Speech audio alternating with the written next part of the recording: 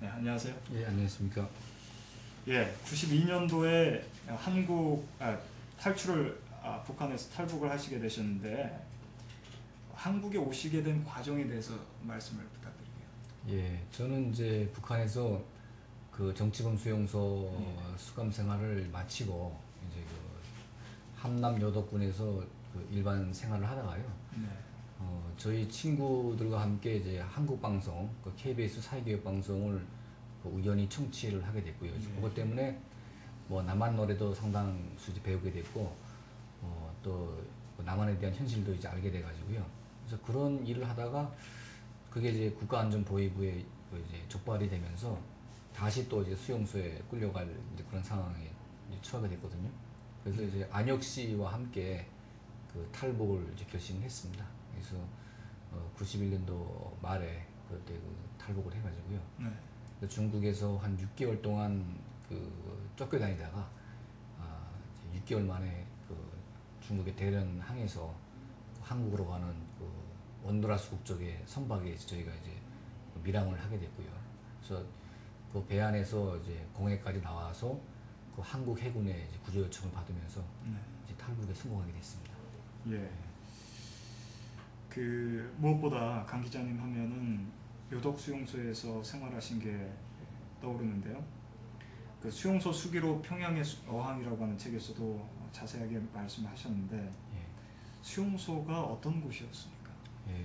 그러니까 그 북한은 그 이제 사회주의 국가로 이제 포장이 되어 있지만 실질적으로는 이제 사이비 봉건 교주 국가. 그러니까 예, 이제 수령이 이제 극단적으로 우상 숭배됐고 어떤 신격화된 국가이기 때문에 그런 그 우상 숭배 국가에는 반드시 어떤 그 인간을 대량으로 학살하는 그런 수용소가 있었거든요. 예, 그러니까 과거에 뭐 히틀러의 아우슈비츠나 또 그 마오 저등의 어떤 그 라오가이 수용소, 예, 또 스탈린의 어떤 그 시베리아 수용소와 같은. 네, 그렇지만 이제 북한의 수용소는 그 히틀러의 그 아우슈비츠하고 유사한 점들이 많지만 네, 다만 다른 것은 그 사람을 이제 죽이는 방법. 그러니까 예를 들면 이제 히틀러의 그 아우슈비츠 같은 데는 어떤 그 독가스로 어떻게 대량 학살을 한다든지. 예, 근데 북한에는 그 최소한의 어떤 먹거리를 주고 강제 노역을 14시간 이상씩 시키면서 네, 그 정치범들을 이제 그 말려 죽이는. 예.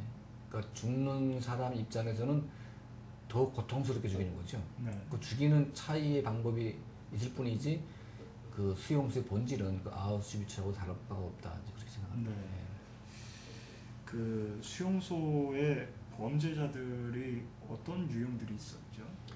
그러니까 북한은 그 공식적인 형법이 있죠. 예, 근데 그 처벌은 정치범과 경제범을 이제 분리해서 처벌을 하고 있습니다. 그래서 네, 그 정치범들은 그 일단 국가안전보위부라는 것도 정보부죠. 그러니까 국가안전보위부에서 정치범들을 관리를 하고 또 정치범 수용소는 국가안전보위부 산하로 이제 돼 있고요. 예, 일반 이제 경제범들, 자범들, 그러니까 뭐 사람을 죽였다든지 뭐 도둑질을 했다든지 네, 이런 사람들은 인민보안성, 경찰 네, 산하로 따로 분리가 돼 있죠. 그러니까 같은 교화소가 있어도 정치범 교화소가 있고 경제범 교화소가 있고 예, 그 정치범 관리소라는 것은 그 정치범 본인들만 잡아가지 않고 이제 그 가족까지 수용을 하다 보니까 다 같이. 가족 단위로 이제 그 대규모 이제 어떤 수용소가 필요하거든요. 네, 그걸 이제 관리소라고 이제 부르는 거죠. 예, 근데 일반 경제범 같은 경우에는 교화소가 있고요. 그 뒤에 이제 집결소, 예, 뭐 노동 단련대, 뭐 이런 감옥 형태의 어떤 그 기구들이 있습니다. 네, 네, 예. 그래서 여덕 수용소 같은 경우에는 그 구역이 이제 두 개로 분리가 됐는데요. 네, 한쪽 구역은 소위 혁명화 구역, 예, 그러니까 완전히 이제 죽이는 목적이 아니고 네, 일정 기간 동안 이제 좀 고통을 주다가 속방이 가능한 예, 저는 그쪽 구역이 있었고요. 그렇죠.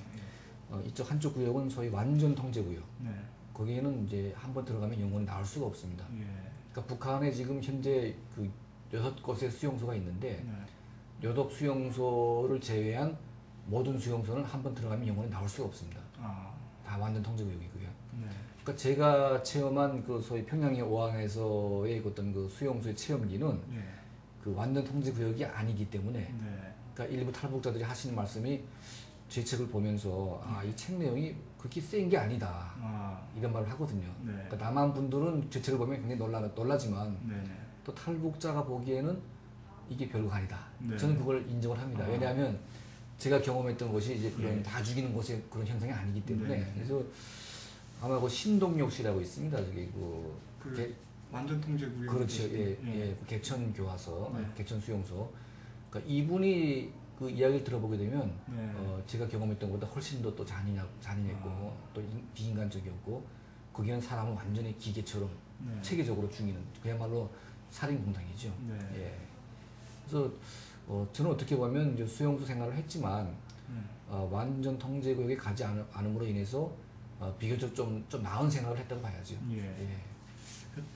그런데 이제 그 수용소에서 벌어지고 있는 일에 대해서 예.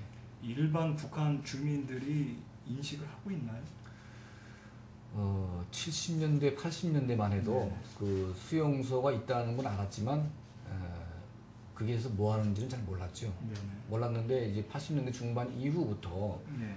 그 김정일 정권이 강화되고 네. 또 김일성 사후 이후에는 또 북한이 소위 그 식량난으로 인해서 네. 뭐 탈북자가 발생하고 또 많이 잡혀들어오기도 하고 네. 그러면서 또 수용소 많이 가기도 하고 이런 과정 속에서 이제 북한의 수용소라는 존재가 많이 이제 부각이 됐죠.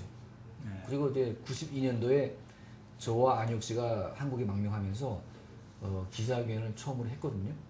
그래서 그 한국 언론을 타고 요독 수용소가 이제 전 세계로 이제 폭로가 된 것이죠. 네.